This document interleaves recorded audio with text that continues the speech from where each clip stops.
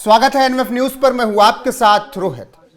तेलंगाना के मुख्यमंत्री रेवंत रेड्डी समय समय पर ऐसा बयान दे रहे हैं जिससे विवाद हो रहा है। हालांकि कांग्रेस को पूरी तरीके से उनके बयान सूट कर रहे हैं, इसीलिए आलाकमान को कोई दिक्कत नहीं। अभी कुछ वक्त पहले रेवंत रेड्डी ने कहा था कि मुसलमान मतलब कांग्रेस, कांग्रेस मतलब मुसलमान।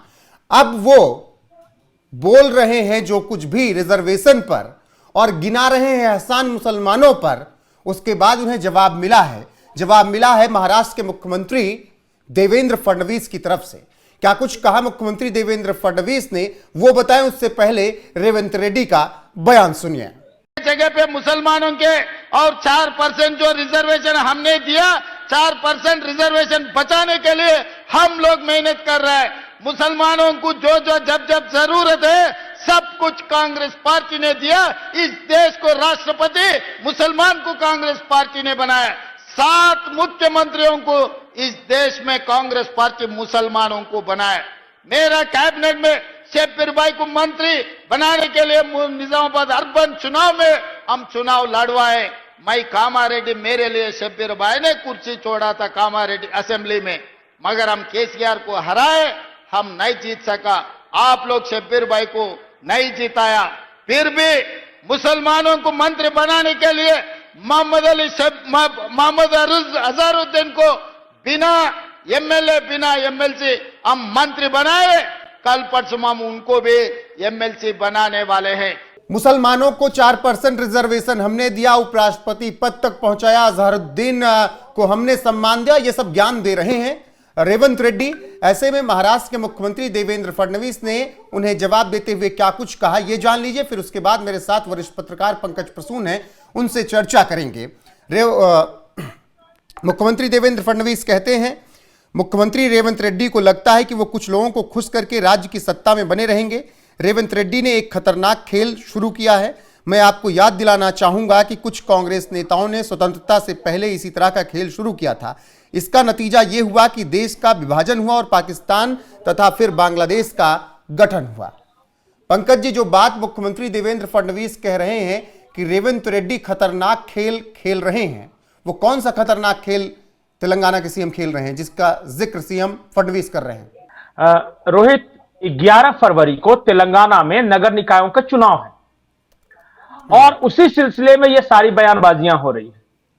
इससे पहले हैदराबाद में जिस सीट पे चुनाव था, इसी तरह का एक भाषण देकर रेवंत रेड्डी चुनाव जीत गए थे। कांग्रेस की वहां जीत हो गई थी क्योंकि ओवैसी ने भी सपोर्ट कर दिया था, तो मुसलमान वोट जत्थे में मिले इनको। इस बार रेवंत रेड्डी को लगता है कि वो वाला फॉर्मूला बहुत बढ़िया था और उसी तरह अगर हम मुसलमानों के बारे में बातचीत करेंगे तो हमारी जीत हो जाएगी। लेकिन देवेंद्र फडणवीस का कहना है कि यह खतरनाक खेल है, और खतरनाक खेल इस लिहाज से कि देश के बंटवारे से पहले कांग्रेस ने इसी तरह का एक खेल खेला था, मुसलमानों को परसेंटेज में रिजर्वेशन देने का। आपको शायद पता नहीं है कि अंग्रेजों के जाने के पहले भी एक यहां चुनाव हुआ था और प्रांतीय असेंबलियों में सरकारों का गठन हुआ था। उसमें कांग्रेस ने क्या किया था कि मुसलमानों को खुश करने के लिए रिजर्वेशन दिया था और कहा जाता है कि पाकिस्तान की बुनियाद वहीं पर पड़ी।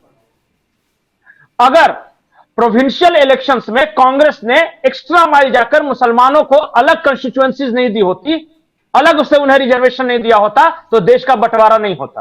क्योंकि उसी वक्त जिन्ना को यह एहसास हुआ कि यह मुद्दा तो अच्छा है, तो जहां मुसलमान बहुमत में है उसको हम अलग देश मांगेंगे। नहीं, रेवंत रेड्डी तो यह भी जता रहे हैं ना कि मुसलमानों पर कितना एहसान कांग्रेस ने किया है। नहीं, एहसान भी जता रहे हैं, कह रहे हैं कि हम तुम्हें अलग से रिजर्वेशन दे रहे हैं। भारतीय संविधान ने धार्मिक आधार पर आरक्षण देने से बिल्कुल मना किया है। इस पे बहस हुई थी कि क्या जिस तरह जाति के नाम पे और जातियों में शेड्यूल्ड कास्ट, शेड्यूल्ड ट्राइब्स को हम रिजर्वेशन दे रहे हैं, क्या मुसलमानों को भी दिया जा सकता था? और लगातार बहस के बाद भीमराव अंबेडकर ने यह तय किया कि नहीं, यह बेहद खतरनाक साबित होगा, यह देश को तोड़ने वाला साबित होगा। और इसलिए धार्मिक आधार पे आरक्षण हमारे देश में नहीं है। की कॉपी लेकर घूम रहे हैं, अंबेडकर की बात रोज कर रहे हैं, उनके और उनको नेताओं की बात समझ में क्यों नहीं आ रही कि उन्होंने क्या कुछ कहा था? रोहित, अंबेडकर की परवाह किसे है? क्या अंबेडकर ने वक्फ बोर्ड बनाया था अपने संविधान में? भारत के संविधान में वक्फ बोर्ड का कोई कॉन्सेप्ट नहीं। भारत के संविधान में मदरसा बोर्ड का कोई कॉन्सेप्ट नहीं, भारत के संविधान में अल्पसंख्यक बोर्ड का कोई कॉन्सेप्ट नहीं। कहां से आया ये सब? ये सब 70 के दशक से शुरू हुआ है। और भीमराव अंबेडकर इस मामले में बिल्कुल स्पष्ट थे कि अगर आप मुसलमानों को खुश करने जाएंगे तो आपके जूते घिस जाएंगे, संपत्तियां बिक जाएंगी, लेकिन वो खुश नहीं होंगे, क्योंकि खुश होने का कॉन्सेप्ट उनके यहां नहीं है। क्योंकि उनके यहां जो कॉन्सेप्ट है वो है आपको कन्वर्ट करके इस्लामिस्ट बना देने का कॉन्सेप्ट है, आपको मुसलमान बनाने का कॉन्सेप्ट। आप खुश करने चले उन्हें। भारतीय संविधान और बाबा साहब भीमराव अंबेडकर कभी नहीं कहते इन सब बातों को, लेकिन जो लाल किताब लेकर घूम रहे हैं, उन्होंने सबसे ज्यादा बार संविधान में संशोधन करवाया और जानबूझकर भारतीय संविधान के अंदर ऐसी ऐसी बातें घुसाई बाद में, जिन्होंने पूरे देश का सत्यानाश कर दिया। आप जाके पता कीजिए कि क्या वक्फ बोर्ड का कॉन्सेप्ट भारतीय संविधान में लिखा गया था?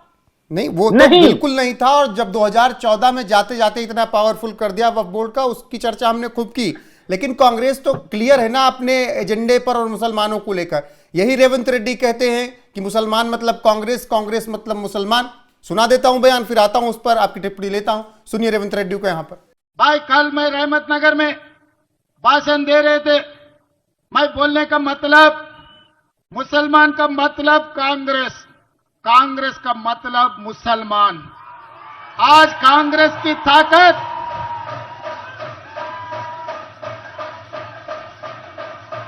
तेलंगाना सरकार की ताकत हमारे मुसलमान भाई बहनों। अब जब आप इतने क्लियर हो पंकज जी कि मुसलमान आपसे नहीं छिटकेगा, आप मुसलमान से नहीं छिटकेंगे, तो आप अगर 4% रिजर्वेशन दीजिए या 400% रिजर्वेशन दीजिए, फिर क्या दिक्कत?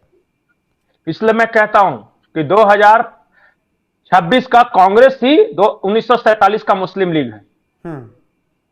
और जिसको जो कहना है कहे, मैं विथ फैक्ट्स विथ प्रूफ आपको बता सकता हूं। जिन्ना 1932 के पहले सेकुलर था, कांग्रेस देश की आजादी के वक्त तक सेकुलर थी।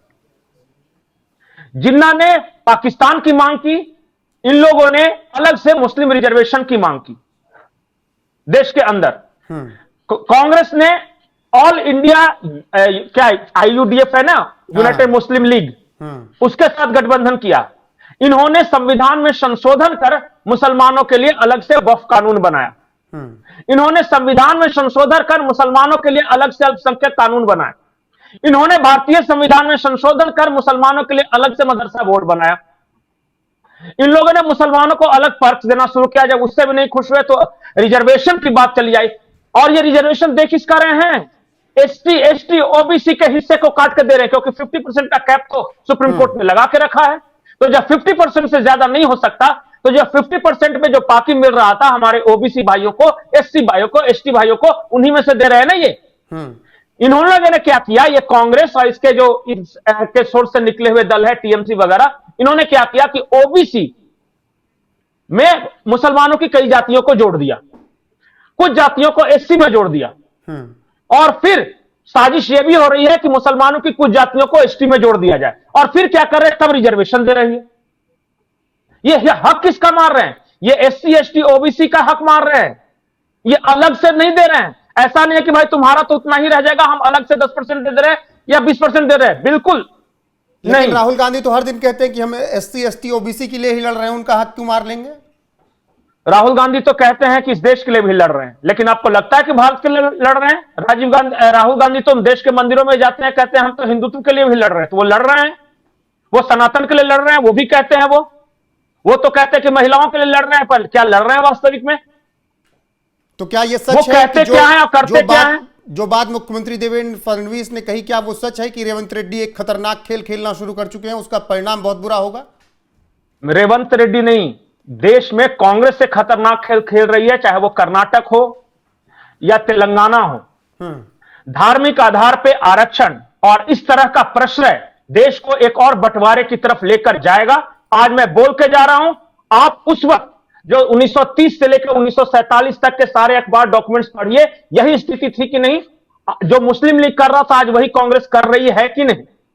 ठीक है। आज राहुल गांधी और प्रियंका गांधी इसलिए वायनाड जाते हैं क्योंकि वहां मुसलमानों और ईसाइयों की आबादी ज्यादा है।